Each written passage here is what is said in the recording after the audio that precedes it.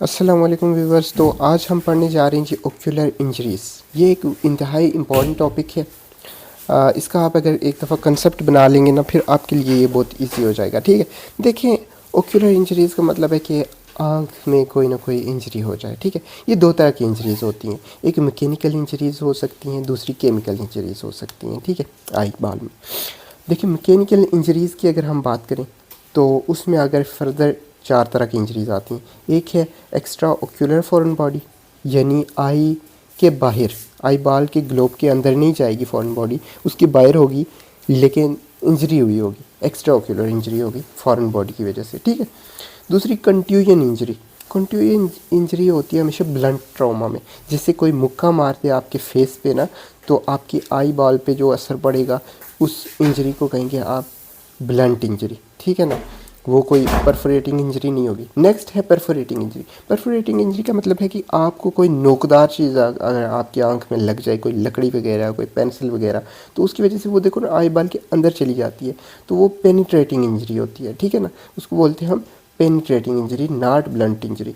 Blunt injury वो थी जो कि ब्लंट ऑब्जेक्ट की वजह से हो। ठीक है ना, ये फोरेंसिक में भी हमने पढ़ा था थर्ड ईयर में। ठीक है, तो नेक्स्ट है perforating injury plus retained foreign body, कि परफोरेट कर गई है आई बॉल को ये सब्सटेंस यानी फॉरेन बॉडी, और फॉरेन बॉडी रिटेन भी हो गई है, उधर ही रह गई है, वापस बाहर नहीं निकली। ठीक है ना, जैसे कि आप की आँख में पेंसिल लग जाए, उसका जो आगे वाला जो होता है ना निप, तो वो उधर ही रह जाए आई के अंदर, तो इसको कहेंगे perforating injury with retained foreign body. ठीक है, आगे केमिकल इंजरीज हैं, वो दो तरह की होती हैं टोटल। एक एसिड की वजह से हो सकती है और एक एल्कली की वजह से, एसिड बर्न और एल्कली बर्न। ठीक है, अभी हम देखेंगे सबसे पहले मैकेनिकल इंजरीज में से पहली टाइप की इंजरी यानी एक्स्ट्रा ओक्यूलर फॉरेन बॉडी को। ठीक है, देखिए, जो एक्स्ट्रा ओक्यूलर फॉरेन बॉडी होती है ना, वो मैकेनिकल इंजरी की पहली टाइप है। ठीक है ना,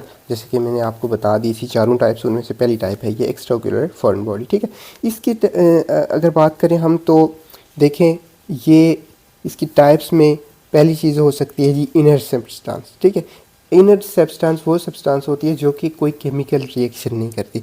मिसाल के तौर पर अगर के गोल्ड हो गया, सिल्वर हो गया, स्टोन है, क्ले है, कोल यानी कोयला, ठीक है, ग्लास है, रबर है, या फिर इलास्टिक, ये हैं। ठीक है, तो ये चीज़ें वो हैं जो कि इनर्ट सब्सटेंसेस हैं, इनर्ट। ठीक है ना, ये कोई रिएक्शन नहीं करेंगी। ठीक है, रिएक्शन नहीं होगा इनका। तो दूसरी चीज़ें हैं जो इरिटेंट मटेरियल हैं। ठीक है, उनकी वजह से इंजरी हो जाए, जैसे कि आयरन की वजह से। ठीक है, आयरन, उसके अलावा हो सकता है जी कॉपर हो सकता है, उसके अलावा हो सकता है लेड हो सकता है। ठीक है, देखें, ये इरिटेंट सब्सटेंसेस हैं, क्योंकि ये क्या करेंगे जी, ये रिएक्शन कर देंगे आई वाल के अंदर। ठीक है, केमिकल रिएक्शन कर देंगे, इस वजह से ये इरिटेंट है। जबकि जो आप कहेंगे कि वो दूसरी जो आपने बताई थी, gold, silver, stone, clay, coal, glass, rubber and elastic, वो भी तो आखिर उनमें से भी तो मेटल्स वगैरह हैं, लेकिन वो मेटल्स इनर्ट हैं, वो रिएक्शन नहीं करेंगे। ठीक है ना, सिर्फ आयरन करेगा, कॉपर करेगा और लेड करेगा, ये याद रखना है, आयरन कॉपर लेड, आई सी एल याद रख लें। ठीक है, ICL करेगा, बाकी इनर्ट हैं। ठीक है, और वुड वगैरह हो गई, वो इनर्ट होती है, आपको पता है, रिएक्शन नहीं करेगी। ऑर्गेनिक मटेरियल जो है, जैसे मैंने बताया, वुड, सीलिया, इस तरह की जो चीज़ें हैं, वो क्या होगा जी, वो ऑर्गेनिक सब्सटेंसेस हैं, वो भी जा सकती हैं, उनकी वजह से इंजरी हो सकती है, उनकी अलग टाइप होगी। ठीक है, अब कॉमन साइट्स कौन सी हैं जहाँ पे ये एक्स्ट्रा ऑक्यूलर इंजरी होती है? तो कॉमन टाइप्स की अगर हम बात करें तो कॉमन साइट्स की, सॉरी, तो पहली चीज़ है कंजक्टाइवा। आई के बाहर आपको क्या नज़र आती है चीज़ जी, कंजक्टाइवा नज़र आता है ना, जो रेडिश एरिया होता है। ठीक है, दो तरह का कंजक्टाइवा होता है, बल्बर होता है और फोर्निकल होता है। ठीक है, बल्बर कंजक्टाइवा होता है और कौन सा होता है जी, फोर्निकल होता है। फोर्निक्स के अंदर फॉरेन बॉडी रह सकती है, जबकि बल्बर कंजक्टाइवा के ऊपर जा सकती है। ठीक है, सल्कस टार्सेलिस के ऊपर हो सकती है। हाँ जी, तो कंजक्टाइवा की हम बात कर रहे थे, एक बल्बर कंजक्टाइवा होता है, आपको पता है, दूसरा पाल्पेब्रल होता है। ठीक है, इनमें से किसी भी जगह पे हो सकता है ना, फॉरेन बॉडी, लेकिन कॉमन अगर बात करें तो बल्बर पे होगा, ठीक है। दूसरा फोनिक्स, जो बल्बर कंजक्टिवा और जो है पाल्पेब्रल कंजक्टिवा के दरमियान में फोल्ड होता है ना, ठीक है, इस तरह से ये जगह, ये आधा इधर है आधा इधर है, और ये फोनिक्स बन जाएगा एंगल सा, ठीक है। इधर हो सकती है फॉरेन बॉडी, और सल्कस टार्सैलिस में हो सकती है, ठीक है। कॉर्निया के ऊपर कहाँ होगी जी? एपिथेलियम और सुपरफिशियल स्ट्रोमा में। एक तो एपिथेलियम में और सुपरफिशियल जो स्ट्रोमा है उसका, इन दो जगहों पे होगी, ठीक है। कॉमन साइट्स होगी। अब हम बात करेंगे इसकी क्लिनिकल फीचर्स की। देखें फीचर्स ये आएंगे कि डिस्कम्फर्ट होगी ज़ाहिर आई में, और पेन होगा, वाटरिंग हो रही होगी, फोटोफोबिया होगा, लाइट में नहीं जा सकेगा पेशेंट, रेडनेस आई की हो जाएगी। जाहिर सी बात है ये जब फॉरेन बॉडी आती है तो इसकी वजह से सारे के सारे इन्फ्लेमेशन वाले सिम्टम्स आना शुरू हो जाते हैं, ठीक है ना। सिलियरी कंजेशन होती है, और जो है तो डिफेक्टिव विजन हो जाती है, ठीक है। नेक्स्ट हम बात करेंगे इसकी लोकलाइजेशन की, ठीक है। तो लोकलाइजेशन के लिए सबसे पहले तो आपके पास एक अच्छा सोर्स होना चाहिए लाइट का, जैसे कि स्लिट लैम्प क्लिनिक्स में यूज़ किया जाता है, ठीक है। उसके अलावा टॉर्च भी यूज़ की जा सकती है अगर आप क्लिनिक में नहीं बैठे हुए तो, ठीक है। मैग्नीफाइंग ग्लास यूज़ कर सकते हैं आप, उसके अलावा slit lamp exam. Removal of foreign body कैसे किया जाता है? देखें रिमूव करने के लिए सबसे पहले आप टॉपिकल एनेस्थीसिया देते हैं, ठीक है। और उसके बाद आप क्या करते हैं जी, आईलिड्स को एक दूसरे से सेपरेट करते हैं। उसके लिए आप यूज़ कर सकते हैं यूनिवर्सल आई स्पेक्युलम। इरिगेशन करते हैं आई की, यानी आई को धोते हैं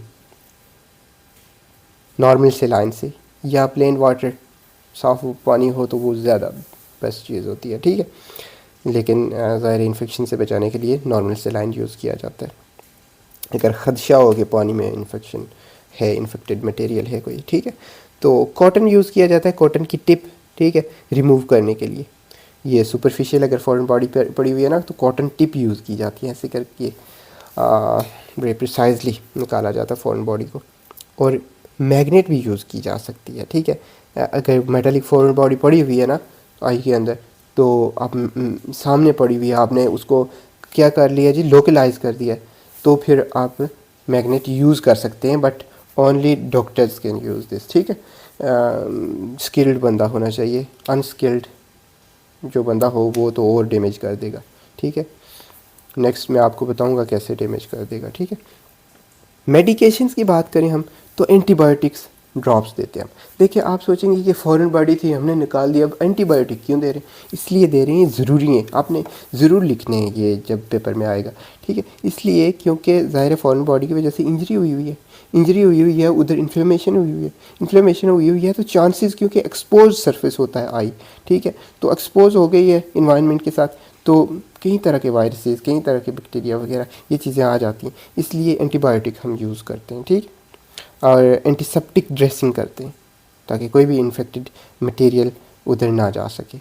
और साइक्लोप्लेजिक्स दे देते हैं पेशेंट को, साइक्लोप्लेजिक यानी एट्रोपिन, ठीक है।